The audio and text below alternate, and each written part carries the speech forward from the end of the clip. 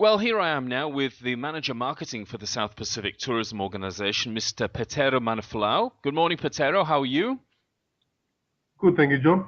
Good. Well, look, I know you're up to your ears in things at the moment because of the inaugural South Pacific Tourism Exchange, so I'm not going to take too much time of your morning, from your morning. But firstly, before we talk about the South Pacific Tourism Exchange, tell me a bit about what your job entails. We interviewed your CEO recently, and he told me about the organization, how it's funded, how it's structured, and that's a lot of politics involved with different nations and so on. But you're at the pointy end of all this in terms of the marketing of these many, some large and some very small Pacific nations. So tell me about your job. Well, Okay. thank you, John. My job really includes the promotion and marketing of the South Pacific as an ideal destination globally. And in doing that, we focus on the South Pacific as a region and promoting it particularly into our key source markets and also in our long haul markets. Within that South Pacific regional destination, we then segment the various um, points of interest from the different parts of the region. As you know, the South Pacific is made up of so many countries, and 17 of which are members of the SPTO. So whilst my job is to promote the brand South Pacific, we also focused into promoting travel into the individual Pacific Island countries, and all of them are different in nature in terms of the size and the dynamics of how tourism operates in these destinations. And that must be quite when you think about it, you look at the world map, right? And you see the South Pacific, and then you think it's all water, okay? And then you get a bit closer and you see all these islands and all these nations. So a massive part of the world, okay? Lots of range in terms of the depth and maturity and marketing maturity of some of the locations. So you're talking about sophisticated marketing destinations such as Fiji, down to say, some less mature like Kiribati or, Niue or places like that in the middle somewhere. And that's quite amazing, Petero, because when you look at a map of the world, you see this huge area that looks blue, and as you get closer, you realize there's islands everywhere in it, okay? And you've got a range of destinations in there from, that are relatively mature, well, very mature in some of their marketing, like Fiji, Vanuatu, so on. And yet you've got other places that are very immature in many ways, okay? Kiribati or Niue or, some of the smaller places. How do you interrelate those into your activities? Well, thank you. First of all, just to comment on your question, what's unique to each of these island destinations, and basically channel our support or marketing Mm. for these countries based on what's unique to their destinations through the niche markets that they have identified as being important to them. So they range from, really experiential, soft adventure type destinations where accommodation could be very basic, but you're in an idyllic location, to some of the most sophisticated resorts in the world. Of course, of course. I Mm. mean, you're looking at a homestay accommodation Yeah. where you basically experience life as a local to, 5, 6 star luxurious accommodation that they have in most of the developed destinations such as French Polynesia, Cook Islands, and Fiji. Yeah, brilliant. Well, look, you're also responsible, and what's taking up most of your time at the moment is the organization of the inaugural South Pacific Tourism Exchange, which is really what we're here to talk about today. So tell me all about that. What are the key features of the event? And I know that you just announced a Travel Agents Expo, but take me back to how did it come about? What are the key features of this amazing inaugural event taking place in Auckland shortly? Thanks, John.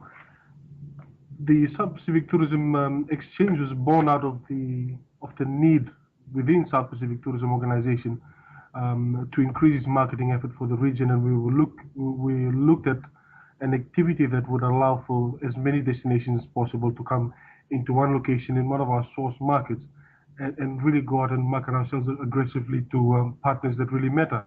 And with this, I'm talking about wholesalers and our retailers. So then came the idea of the South Pacific Tourism Exchange, which is going to be a business-to-business event whereby we have invited a minimum of 50 international buyers from around the world to, to come to Auckland and meet with representatives from hotels, resorts, the airlines from across the region. And in fact, all 17 countries will be represented there. And what we're creating through the South Pacific Tourism Exchange really is a platform on which these two parties can come, sit and engage themselves in pre-scheduled appointments and really talk business and identify ways in which both of them can increase their business in the future. And how will that take place in terms of the format of the event? What we're actually doing, John, is finalizing our preparation for profiling all our buyers. And our buyers in here, these are the international wholesalers and our sellers who are representatives from the region.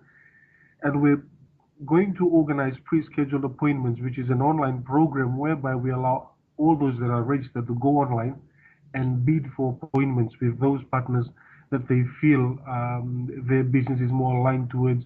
And at the end of this scheduling process, within a month's time, each of the participants will be able to receive a schedule of outlining the appointments that they have secured. And basically on the 2-day event, we have set out time allocations in which these appointments are to take place. We have the sellers or the exhibitors in their booths, and we have the international buyers walking through the room at the allocated time slots to undertake those meetings with the exhibitors. Yeah, and you know, with the choice of Auckland, I presume the part of the reason behind the choice of Auckland was to bring people to the region, but to bring them to somewhere that was relatively easy to get to because of flights, because it'd be very hard to get them, to lots of the more disparate locations. But will a lot of these wholesalers that are coming along as buyers have the opportunity to go to see some of these countries that maybe they're not featuring currently? Of course, there is the whole idea, and if I may just take you a step back in terms of the selection of Auckland. As you know, the South Pacific Tourism Organization works with a very conservative budget. So what we've done is identify a venue which will not be as expensive for us, but at the same time, working with other partners such as Tourism New Zealand, who will be hosting their annual tourism event called Trends just before ours. So what we're looking at is international buyers that will be attending Trends to then stay on in Auckland and attend our event. Excellent. And that's basically how it has worked out. And in terms of bringing them across to the Pacific, most of these buyers who would be attending Trends are selling New Zealand, and because they're selling long-haul markets, the Pacific becomes part of that package as a pre or post stay. So which makes these wholesalers that are coming to Trends ideal for SPTE. And in terms of bringing them across to the region, a few have already actually scheduled trips to the South Pacific post SPTE, so that's been very positive. And we have some that are coming to the South Pacific and visiting the islands before coming down to SPTE in Auckland. Excellent.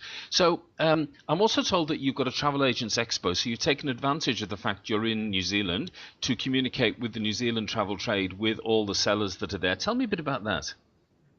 Yes, that is correct. We always look at adding value to our events, and seeing that we're in Auckland and New Zealand being one of the bigger markets for most of the Pacific Island countries, we wanted to give our exhibitors a bit of value for their time, and that's why we've included this program whereby we have invited up to 100 retail agents from around the Auckland district, and it goes far down as Hamilton and also up north through North Shore, inviting retailers to attend the event. It'll actually be a 3 hours event at the end of day one, where we allow these retailers to come and interact directly with property representatives, airline representatives. A lot of these retailers may probably have bookings on hand that they need to confirm but are still pending information, and this is a sort of event that will help them get more information, strengthen their knowledge on the South Pacific, and obviously hopefully lead to increased sales to the various destinations in the Pacific. So 2 events in a sense, the bigger South Pacific Tourism Exchange, where you've got buyers coming from all over the world, and then key sellers, destinations, NTOs, hotels, resorts, tourism operations from all over the Pacific in one place, which is very, very clever. And then the Travel Agents Expo has added value. But what will be your key measure? This is the inaugural event. So what will be your key measure for you to determine whether this has been successful or not at the end of the day? Thanks, John. being an inaugural event, and again going back to the conservative budget that the South Pacific Tourism Organization works with, we're studying this event on a very at a very low key basis, and we understand that the success of this event will determine future South Pacific Tourism Exchange. But basically, to answer your question, in terms of the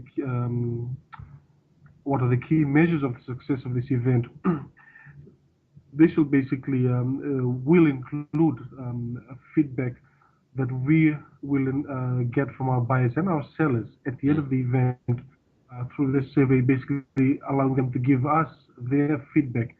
As a regional tourism organization, unfortunately, we cannot really get access to bookings that are generated through this event, but we know that through consultation with our partners, that is the buyers and the sellers, we'll be able to get an indication from them on the success of this event through the signing of contracts for some of the properties.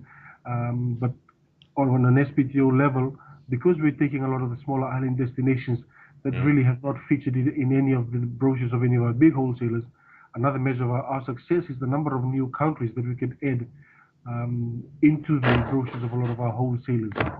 And some of that may take... Yeah, and some of that may take time, because it takes time to get into wholesalers' brochures, and particularly, you know, for these buyers to go to the destination and see whether the destination can actually deliver, you know, what it's saying that it can provide, and some of that takes time. But look, you've got buyers, you've got sellers. Do you want more buyers? Do you want more sellers?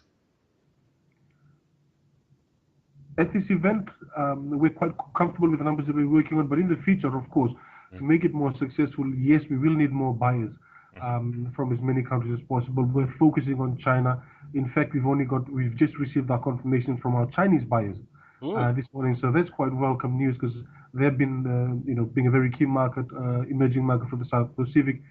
We're focusing on them. So in the future, yes, we would like more international buyers, and what we can guarantee these international buyers is we have the commitment from the region. In fact, there are more properties and more companies, more hotels and resorts from the region that are wanting to come to SPTE. But because we've got limited spaces here, we've had to, you know, put them out. But definitely next year, with more buyers at hand, we can guarantee a similar number from our Pacific Island destinations. Now, if somebody wants to get more information on the events, where can they go to? You have a website, I know, but what's the URL of the website? We do have a website, yes, and it's www.sptexchange.org.